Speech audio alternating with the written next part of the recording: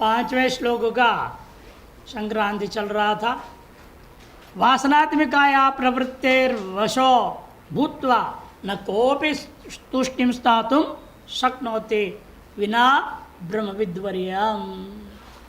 वासनात्मिका जो कारण है, जो प्रवृत्ति के कारण बना हुआ है, उसके वश में रहने वाला कोई व्यक्ति ऐसा नहीं हो सकता शांत बैठ जाए, एकमात्र ब्रह्मविद्वरी को छोड़ करके। कि ब्रह्मविद्वरी में क्या विशेषता है? वासना के वश में होकर क्यों प्रवृत्त नहीं होता? कारण यह है ब्रह्मविद्वर्यस्तु निर्विकल्प समाध्यग्निना। ब्रह्मविद्वरी ने क्या कर दिया है? निर्विकल्प समाधि के निरंतर अभ्यास के द्वारा निर्मूलित प्रकृति गुण तत्कार्य तूल पटलत्वाद वायुना मेरुरीव स्वयं गुणेर न चाल्यते। पटलत्वाद ल नहीं है यहाँ। निर्विकल्प समाधि रूपी अग्नि के द्वारा निर्मूलित कर दिया उसने प्रकृति और उसके गुण एवं उसे कार्यभूता तूल पटल के समान, हल्के से पत्ते के समान, सूखे पत्ते के समान तूल पटल। ये सूखे पत्ते को उड़ा देवे, ये अग्नि भस्म कर देवे, वायु उड़ा देता है, अग्नि भस्म कर देता है। उसी प्रकार से निर्विकल्प समाधि रूपी अग्नि के द्वारा उसने उसको भस्म कर दिया है, निर्मूलित कर दिया प्रकृति, उसके गुण और उसके कार्यभूता तूल पटलत्वा वायु नाम मेरुरीव। और जैसे वायु के द्वारा मेरु इव स्वयं गुणैर न विचाल्यते। जैसे भी वायु आ जाए क्या मेरु पर्वत हिल जाएगा? कुछ बिगड़ेगा वहाँ? कुछ नहीं। जितने भी आंधी तूफान आ जाए, कुछ भी हो जाए, वह जितने भी तीव्र वेग से हो, तो मेरु पर्वत में लेश मात्र फर्क नहीं पड़ता। उसी प्रकार से स्वयं गुणैर न चाल्यते। गुणों की आंधी तूफान आ जाए तब यह ब्रह्मविद्वर्य कभी हिलता नहीं, उससे विचलित नहीं होता।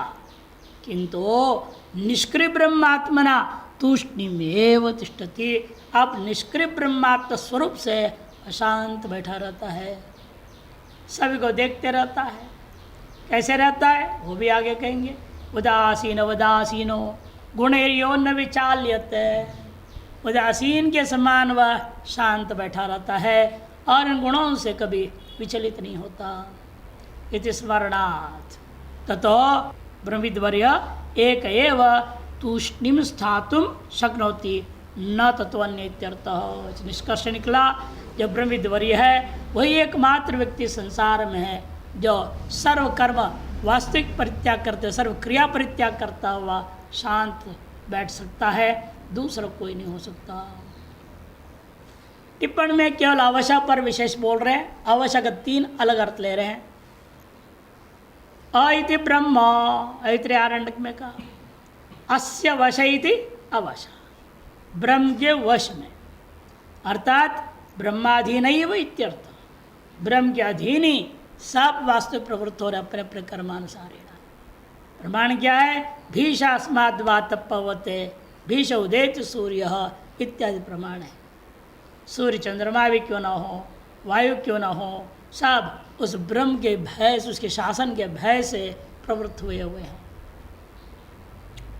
अथवा अकारो वै विष्णु तस्य वश, विष्णु के वश में।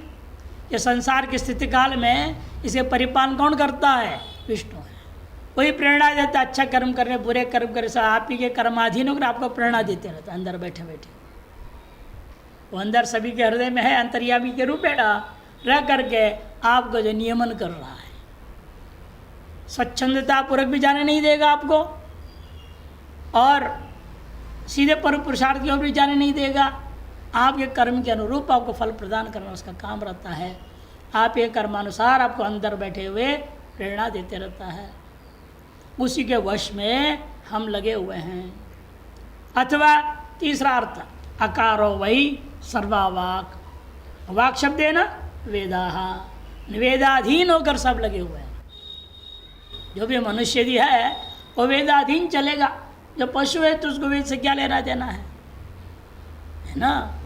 जो पशु है उनको वेद शास्त्र से कोई लेना देना नहीं होता। जो मनुष्य होता वही वेद शास्त्र अनुसार चलता है। से तस्य वेदवाचो वशः, वेद के जो विधियाँ हैं और निषेध है उसके वश में होकर व्यक्ति प्रवृत्त होता है और प्रवृत्ता इन सब से परे हो चुका, इसलिए वो किसी के अधीन नहीं होता। वेदान प्रति श्रद्धालुत्वात्, कि जो वेदों के प्रति श्रद्धालु है मनुष्य, अतएव वह मनुष्य वेदाधीन प्रवृत्त होता है। ये अवश्य शब्द का 3 ब्रह्म पक्ष, विष्णु पक्ष और वेद पक्ष में अकार का 3 अर्थों को लेकर के घटाया। यस्तो अनात्मज्ञश्चोइतं कर्म नारभते इति तद असदेव इत्या। जो अनात्मज्ञ है और विहित कर्मों को नहीं कर रहेगा, यह उसका जो कल्पना है वो असत्य है, यह असंभव है उसके लिए।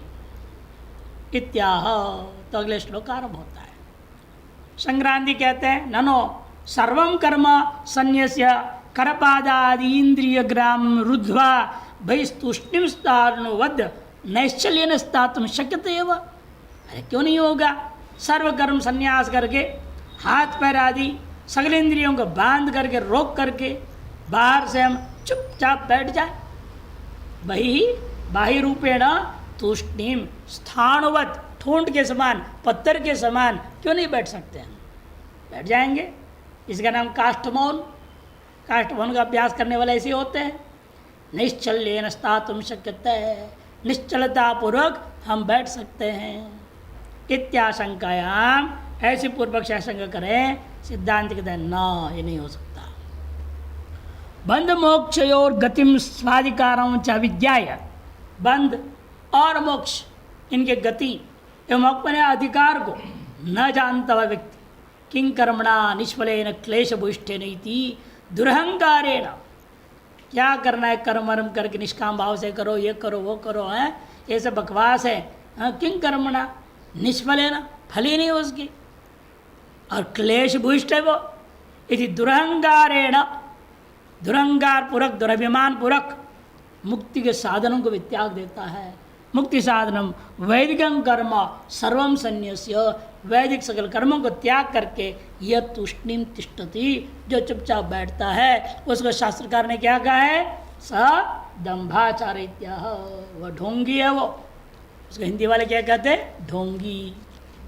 बाहर से महात्मा जैसा लग रहा है, लेकिन भीतर से वो महान गृहस्थी भी से भी खराब है। वो ये गृहस्थी भी कम से वेदानुसार चल रहा है ना, वो तो वेद को भी मान नहीं रहा, सबको छोड़ के बैठ रहा है। इसे महाढोंगी है वो तो। उसी के बारे में मिथ्याचार करके, दंभाचार को ही मिथ्याचार शब्द से भगवान कहेंगे। कर्मेन्द्रियाणि संयम्य यास्ते मनसा स्मरन् इंद्रियार्थान् विमूढात्मा मिथ्याचारः स उच्यते।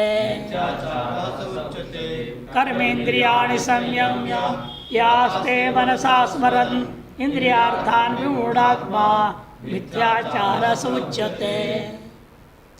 यही मिथ्याचार और सदाचार में फर्क है। मिथ्याचार कहो, भ्रष्टाचार को, एक ही चीज़ है, और सदाचार है। सदाचार कैसे होता है? वे शास्त्र अनुसार चलता है। वह ज्ञानेंद्रियों का संयम करता है और कर्मेंद्रियों से कर्म करता है। और जो ढोंगी होता है, मिथ्याचारी, भ्रष्टाचारी, वो कर्मेंद्रियों को बाहर से संयम कर रखा है, इन ज्ञानेंद्रियों से रील चलते रहता है, राज्य आदि करते रहता है, संकल्प विकल्प करता है, कामनाओं को लेकर अंदर घुटते रहता है। अधिकतर जो आजकल जो विरक्त बन के बैठे रहते हैं वो वही हैं जो भीतर से उनके अंदर कामना पूरी नहीं हुई बाहर, तो बैठे हुए सन्यासी बन करके अंदर वही कामना को लेकर कैसे पूरा होगा, कैसे पूरा होगा, कैसे पूरा होगा, प्लानिंग करने में लगे रहते हैं। राम नाम जपना, परामल अपना, ये तो अनादिकाल परम चला आया हुआ, उनको पढ़ाया नहीं गया है। और लोग अपने रास्ता बना लिए, उनको कोई नहीं पढ़ाया, वो सबको पढ़ा रहे, हम लोग को सुना रहे। वो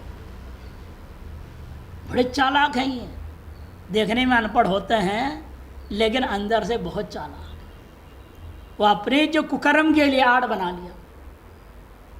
और शिव जी को फोटो बना देते हैं। हमने कहा क्या? कौन सी शास्त्र कह रहा है? किसी ने तो नहीं कहा। वो अपने आड़ बना ले रहे। अरे समाधि में रहते तो कैसे रहते थे? बिना फूक मारे रह गए क्या समाधि में? ये तर्क देते हैं। उन्हें क्या पता शिव जी जैसा कोई योगी नहीं है, जब चाहे तो समाधि में जा सकता है बिना फूंक मारे ही। ये अपने दुर्व्यसनों के लिए इस तरह की आड़ बना लिया। इसलिए सारी बात है जो ढोंग है, जो कहता है राम नाम जपना परमाल, ये ढोंगी लोग, मिथ्याचारी लोग हैं। शास्त्र विरुद्ध बात बोल रहे हैं। शास्त्र ने तो कहीं नहीं कहा।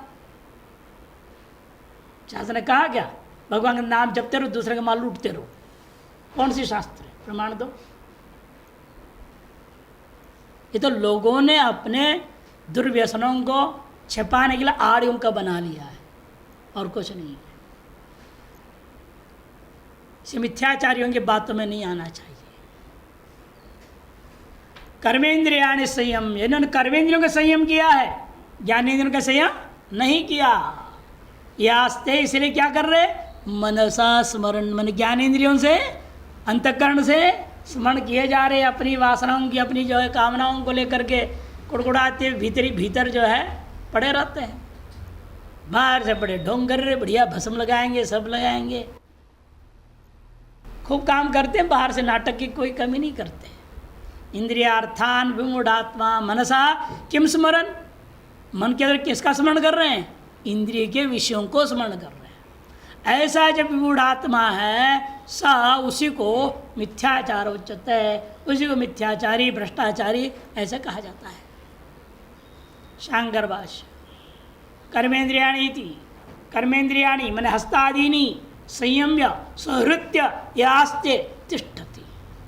हाथ पैर आदियों को, कर्मेंद्रियों को संयमन कर लिया, उपसंहार कर ले भीतर। कुर्म अंगानि वजह से कहा गया यास्ते, लेकिन तो ज्ञानेंद्रियों के लिए भी था, सर्वेंद्रियों के लिए था ना कुर्म अंगानि। वह ये क्या कर रहा है? केवल कर्मेंद्रियों का संयम करता है, ज्ञानेंद्रियों का संयम नहीं करेगा। यास्ते तिष्ठति मनसा स्मरण, और रहता है कैसे?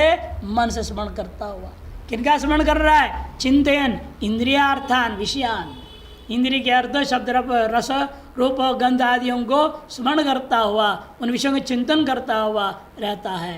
कौन? विमूढ़ात्मा। विमूढ़ा अंतःकरणो यस्य, विमूढ़ है अंतःकरण जिसका, उसका नाम विमूढ़ात्मा। मिथ्याचार, मृषाचार, पापाचार, उसी को मिथ्याचार शब्द से कहा जाता है। पर्यायवाची लिख रहे हैं, मृषाचार कहा जाता है, पापाचार कहा जाता है, शौच होता है। शंकरानंदी कर्मेंद्रियाणि इति विमूढ़ात्मा, विमूढ़ कार्य कार्य विवेक रहित इत्यर्थ। विमूढ़ का मतलब क्या? कार्य कार्य का चिंतन नहीं किया। कार्य कार्य के लिए प्रमाण क्या होता है? शास्त्री। शास्त्र में प्रमाणन्ते कार्य कार्य व्यवस्थित हो। गीता में कहेंगे 16वें अध्याय में आज तक अंत में 16-24 है शायद। तो इसलिए कहते देखो, वो कार्य कार्य विवेक रहित है, शास्त्र को मानता नहीं तो विवेक कहाँ से आएगा? ऐसे है आत्मा माने मनो अंतःकरणम यस्य सा, उसको कहते हैं विमूढ़ात्मा। ऐसा होकर सन स्वस्य कर्तव्य विधिगं कर्म मुक्ति साधनम परित्यज्य, वह अपना कर्तव्य जो वैदिक कर्म है, मुक्ति के साधन है, निष्काम भाव से करना चाहिए, इन्हों से त्याग देता है। और करता क्या है? बहि कर्मेंद्रियाणि संयम्य, बहिर्भूता जो इंद्रियां, कौन? कर्मेंद्रियां, उनको संयमन कर देता है। कहीं आना जाना बंद, बोलना चलना बंद, बैठ गया इधर वाग इंद्रिय बंद, सारे इंद्रिय टप कर काष्ठ मौन होकर बैठ गया। निरुद्ध्य लेकिन चक्षुषी निमील्य अंतर इंद्रियार्थान शब्द आदि स्मरण, आंख भी बंद करके बैठ जाएगा। मछुआर की कहानी है ना, प्रसिद्ध, सुना है ना? मछुआर की कहानी याद नहीं? एक मछुआर था, वो रोज़ मछली पकड़ के लाता था, बाजार में बेच करके अपने घर के लिए राशन पानी लेके जाता था। अब एक बार ऐसी स्थिति आई, 1 दिन 2 दिन 3 दिन 7 दिन बीत गए, एक भी मछली फंसी नहीं। अब घर में हाहाकार मच गया। पत्नी ने डांट दिया, आज मेरी बिना कुछ लाए आना नहीं घर, जाओ किसी भी तरह से कमा के लाओ, कैसे भी लाओ, भूखे मर रहे हम लोग यहाँ, इधर मांग मांगे खा रहे, कहेगा मर्द है, कहेगा पति है। खूब डांट दिया उसने। अच्छा देखता हूँ, गया उस दिन भी दिन भर लगा, खूब जोर लगाया, इधर उधर स्थान बदल बदल के पकड़ने की, एक भी मछली फंसी नहीं।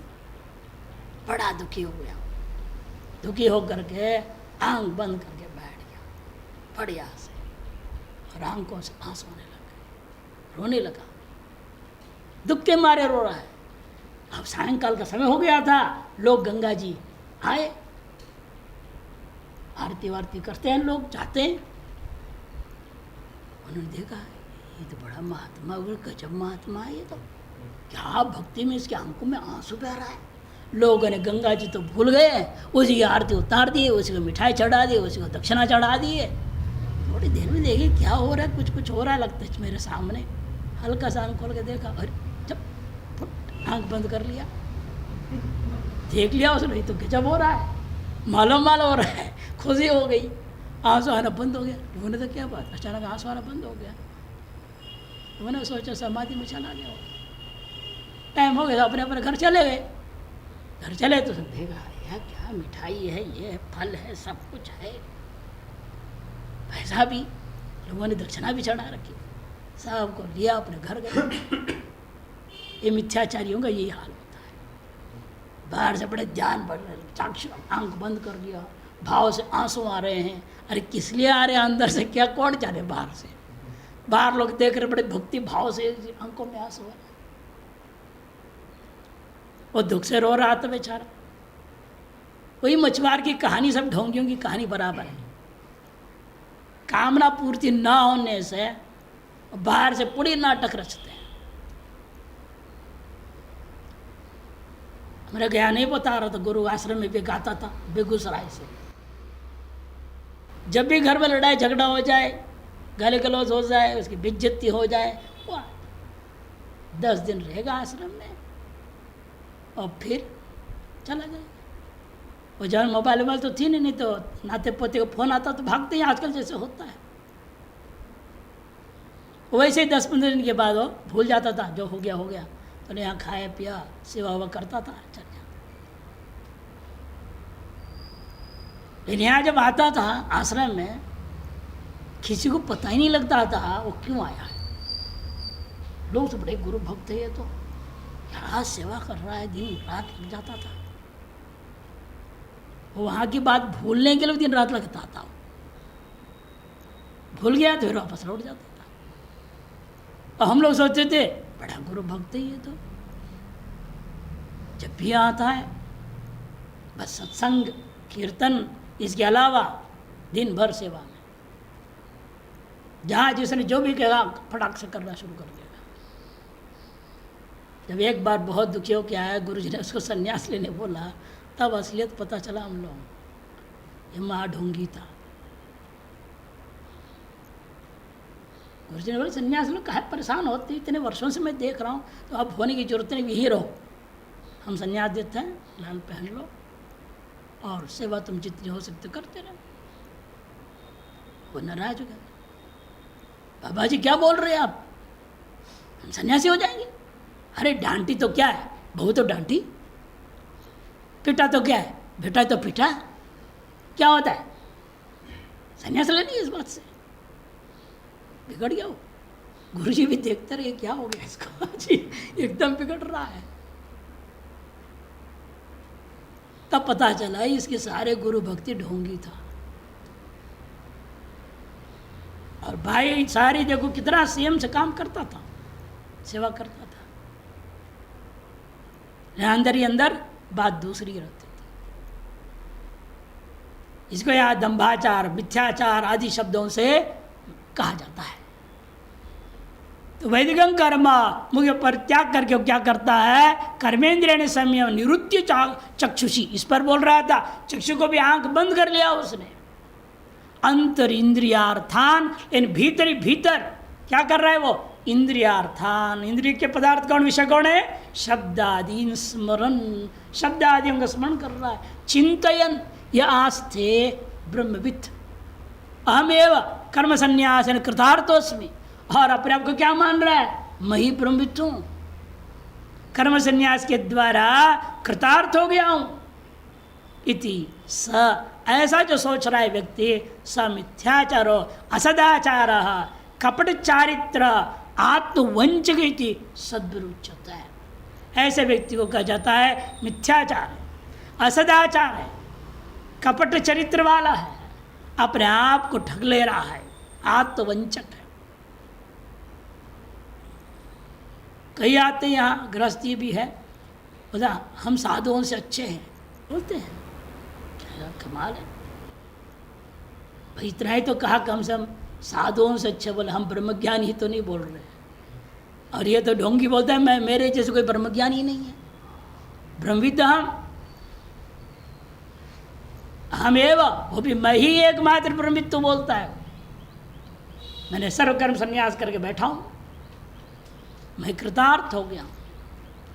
ऐसे जो मिथ्याचार है उसको ही मिथ्याचार करके कहते हैं, कौन, सद्भी, सत्पुरुषों के द्वारा, संतों के द्वारा, शास्त्रों के द्वारा, ऐसे लोगों को ही मिथ्याचार, असदाचारी, कपट चारित्र वाला, आत्मवंचक शब्दों से कहा गया है। एतेन, इसे क्या कहना है यहाँ पर, श्रवणार्थम व अन्यतवा संन्यास्य श्रवणादिकम अकृत्वा, उन सन्यासियों को भी ले रहे हैं यहाँ पर ढोंगी के रूप में, जो ब्रह्म ज्ञान के श्रवण करने के लिए श्रवणार्थम व अन्यथा व संन्यास्य, अतः तप करने के लिए संन्यास लिया, लेकिन श्रवणादिकम अकृत्वा, श्रवणादि न करते हुए, तपस्या को न करते हुए, वेशेण जीवनं कुर्वन्, संन्यास वेश का लाभ उठाता हुआ जिंदगी काट रहा है। जितने फसली महात्मा, फसली बोलते हैं हम, सीजन का महात्मा, महात्मा ने एक प्रकार कहते हैं ना यहाँ पर, गुरुमुखी होता है, असली होता है, और बाकी सब नकली है। जब मनमुखी होते हैं वो भी नकली, मनमुखी महात्मा, और फसली महात्मा होते हैं।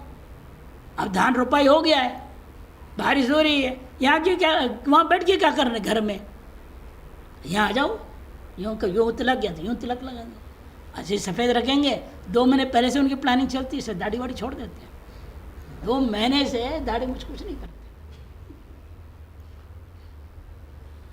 और यहाँ 2 महीना काटेंगे, अभी श्रावण भादो पूरा घूमेंगे, यहाँ माल बटोरेंगे खूब और चले जाएंगे। उधर आगरा साइड के लोग जब कहीं के भी हो, लालपन के भी आते हैं। और इस समय देखिए, इसलिए सोहम संप्रदाय के व्यक्त मंडली में संख्या बढ़ जाएगी। हरिद्वार घूमेंगे ना, कुछ संप्रदाय की मंडलियाँ हों, वो मंडलियों में अचानक संख्या बढ़ जाती है, जैसे गंगा जी में बाढ़ आती है, वो सब फसली है, फसली घुस गए, 2 महीने में चले जाएंगे। ऐसे कुंभ के टाइम में भी होता है, इन मंडलियों में संख्या बढ़ जाती है, सब विरक्त मंडलियों में संख्या बढ़ जाती है, और सब फसली होते हैं, और सब मिथ्याचारी है। बाहर से इस ढंग से रहेंगे, नहाएंगे, धोएंगे, हर काम इस तरह से करे जैसे साधु भी नहीं करता। असली साधु भी उतना नहीं पालन करेंगे जितना वो पालन कर दिखाते हैं, ताकि संशय न हो जाए कि हम फसली, हम असली है साबित करने की कोशिश में वो पकड़े जाते हैं।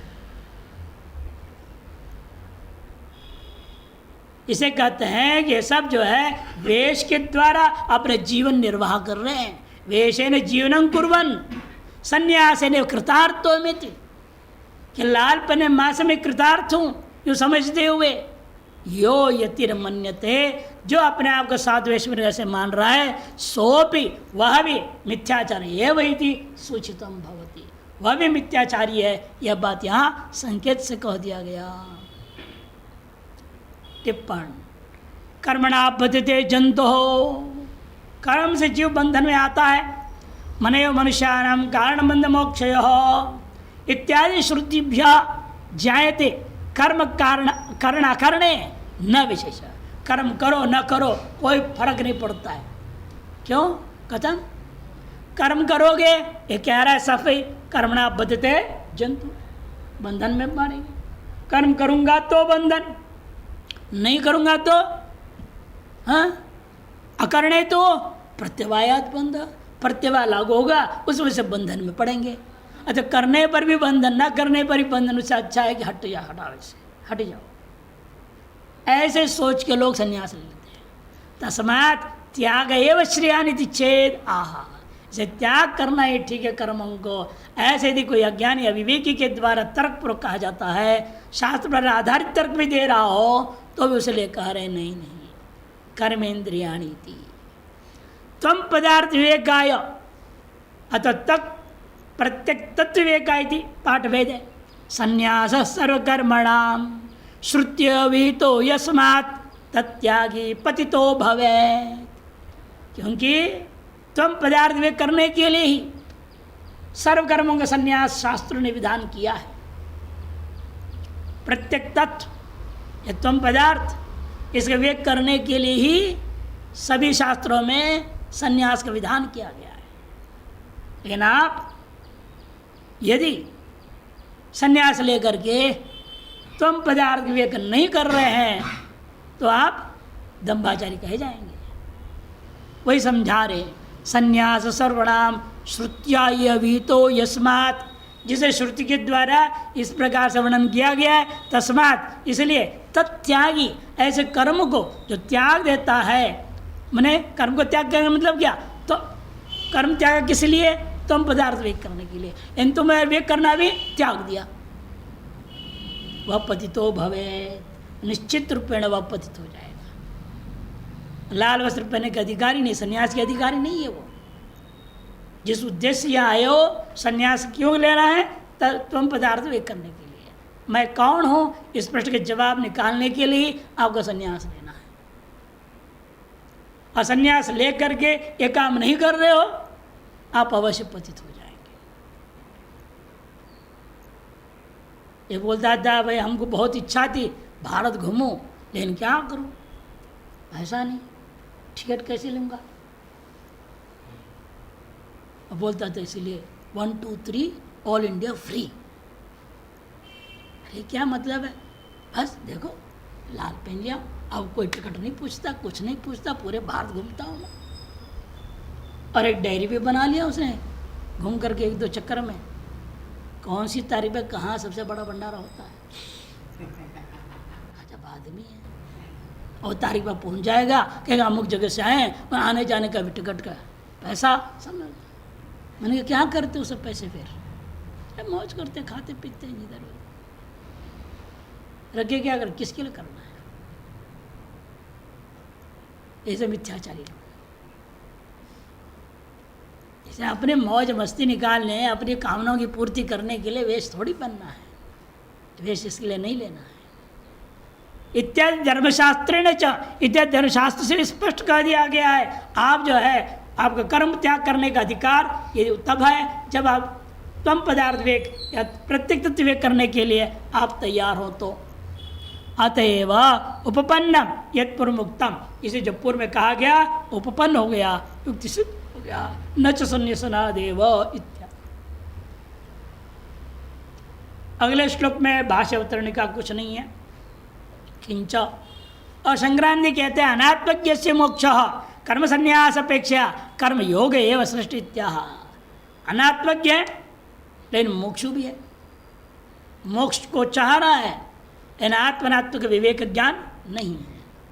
अनात्मज्ञ होता है मुमुक्ष है, जैसे आजकल जितने भी सब मोक्ष चाहने वाले ऐसे ही लोग हैं। अनात्मज्ञ होता हुआ मोक्ष है। इन लोगों के लिए कहा रहा है कर्म संन्यास की अपेक्षा से कर्म योग ही उनके लिए श्रेष्ठ। इस बात को प्रतिपादन करने के लिए अगला श्लोक आरंभ होता है। यस्त्विन्द्रियाणि मनसा नियम्यारभते अर्जुन कर्मेन्द्रिये कर्मयोग मसक्त सविशिष्यते यस्त्विन्द्रियाणि मनसा नियम्यारभते अर्जुन कर्मेन्द्रियै कर्मयोग मसक्त सविशिष्यते। तो पूर्व मिथ्याचारी का व्यावर्तन करने के लिए जो सदाचारी कैसे होता है, फिर वो मिथ्याचारी का लक्षण आपने बता दिया, सदाचार का लक्षण बताइए, इसलिए व्यावर्तित तू कह दे। किंतु जो व्यक्ति इंद्रियाणि मनसा नियम्य, ये क्या कर रहा है, ज्ञानेन्द्रियों को अंतकरण सहित नियमन कर लिया है, कोई कामना नहीं, कोई संकल्प नहीं, कोई विकल्प नहीं, कोई वासना के अधीन नाशना नहीं, सकल ज्ञानेन्द्रिय और अंतकरण को वश में कर लिया, नियम्य। और क्या कर रहा है, कर्मेन्द्रिय कर्मयोगम आसक्त सन आरभते, बिना फलासक्ति का कर्मेंद्रियों के माध्यम से कर्मयोग को आरंभ करता है। वो जो झूठा संन्यास की अपेक्षा से, कर्म संन्यास की अपेक्षा से सविशिष्यते, वह श्रेष्ठ समझो। यस्तो पुनः कर्मणि अधिकृतो, कर्म में अधिकृत है क्योंकि अज्ञ है वो, बुद्धि इंद्रियाणि मनसा नियम्य, ज्ञानेन्द्रियों को सहित मन के जो है नियमन करके, हे अर्जुनो कर्मेंद्रिय वाक्पाण्यादि भी, ये उसके विपरीत है ना, वो क्या किया, कर्मेंद्रियों का नियमन कर लिया और ज्ञानेन्द्रियों का और मन को नहीं किया था। उसके विपरीत ये क्या कर रहा है, ज्ञानेन्द्रिय मन का नियमन कर लिया और कर्मेंद्रियों से बाह्य व्यवहार शास्त्र अनुसारेण सकल कर्मों को कर रहा है, कर्मयोग कर रहा है, वह भी बिना फलासक्ति का, क्योंकि कर्म में अधिकृत है, मान रहा है मैं कर्म में अधिकृत हूँ, बिल्कुल आत्मज्ञान मेरे पास है, मैं अज्ञ हूँ, तो मुझे करना क्या चाहिए, सर्व ज्ञान इंद्रियों के द्वारा जो इच्छाएं हैं उनको मारना पड़ेगा, संकल्प विकल्प को त्यागना पड़ेगा और कर्मेंद्रियों से शास्त्रित कर्मों को मुझे करते रहना पड़ेगा, क्योंकि मैं कर्माधिकारी हूँ। कर्मेंद्रिय वाक्पाण्य किम आरभते इत्या कर्मयोगम, कर्मयोग को आरंभ करता है। कैसे कर्मयोग कर रहा है, वो भी आसक्त सन, बिना फलासक्ति का रखते हुए, फलासंग का परित्याग पूर्वक कर्म आरंभ कर देता है। सविशिष्यते मैंने स इतरस्माद मिथ्याचारात, मिथ्याचार की अपेक्षा, आचार की अपेक्षा से यह सदाचार जो है श्रेष्ठ है। शंकरानंदी तू शब्द पूर्वस्माद ऐसे श्रेष्ठत्व द्योतनार्थ, पूर्व की अपेक्षा से, मिथ्याचार की अपेक्षा से यह सदाचार श्रेष्ठ है, इसको द्योतित करने के लिए तू कह दिया गया। यस्तु तकार आदि तकार नहीं है, यस्तु अनात्मज्ञ, यस्त्वनात्मज्ञ, आदत स के बाद वह से पहले, यस्तु अनात्मज्ञ मुमुक्षु, अनात्मज्ञ भले ही है किंतु मोक्ष की इच्छा है। विचक्षण, लेकिन इसलिए मोक्ष इच्छा कैसे जग रही है, उसका अनात्मज्ञ है तो विचक्षण है, वो विद्वान भी है, सामान्य शास्त्रों का ज्ञान है, सत्संग प्रेमी है, सुन रहा है मोक्ष होना चाहिए, मनुष्य के जन्म इसके लिए नहीं है, जन्म मरण के चक्कर से छुट्टी पाओ, बार बार सुन रहा है वो विचक्षण। कर्म संन्यासम अकृत्वैव, लेकिन वो कर्म संन्यास किए बिना ही चक्षुरादीन इंद्रियाणि राग द्वेषादि दोषाणां गोचराणि न भवेयुर्यथा तथा अंतर नियम्य, अंतर एक रेफ नहीं है, नियम्य चक्षुरादि इंद्रियों को राग द्वेषादि दोषों के साथ विषयों के ओर न भवेयो, युक्त होकर के न जावे, यथा उस प्रकार से भीतर ही भीतर उन सबको नियमन कर दिया और स्वयं आसक्त सन उन्हें फलाभिसंधि रहित हो, फलाभिसंधि को परित्याग करके भूतवा ईश्वरार्पण बुद्धिया, फिर क्यों कर्म कर रहा है वो, ईश्वरार्पण बुद्धि से अंतरण शुद्धि के लिए कर्मेंद्रिय वागादि कर्मयोगम श्रौतम स्मार्तन वा आरभते, कर्म इंद्रियों के द्वारा का जो है कर्मेंद्रिय वागादियों के द्वारा कर्मयोग, कर्मयोग भी कौन सा, श्रौत कर्मयोग और स्मार्त कर्मों को वा आरभते, आरमते हो गया है, आरभते। श्रद्धया चित्त शुद्धि करोति इत्यर्थ। बड़ी श्रद्धापूर्वक अंतरण शुद्धि के लिए वह कर्मों को करता है। वह व्यक्ति सा विशिष्यता है मोक्ष साधनीभूत कर्मयोग निष्ठत्वात्। निष्ठावात हो गया, एक आदित्य या नहीं है, निष्ठत दीर्घ मात्रा हटा दो और आदित्य लिखना बोलेगा। मोक्ष साधनीभूत कर्मयोग में निष्ठा वाला होने से निष्ठत्वात् कर्मयोगी पूर्वोक्त दाम्भिक कर्म संन्यास अपेक्षा श्रेष्ठ इत्यर्थ। तो है ठ बनाओ। ऐसा जो कर्मयोगी है पूर्वोक्त जो ढोंगी जो कर्म सन्यासी है उसकी अपेक्षा से अवश्य ही श्रेष्ठ है, ये इसका तात्पर्यार्थ है। तू शब्द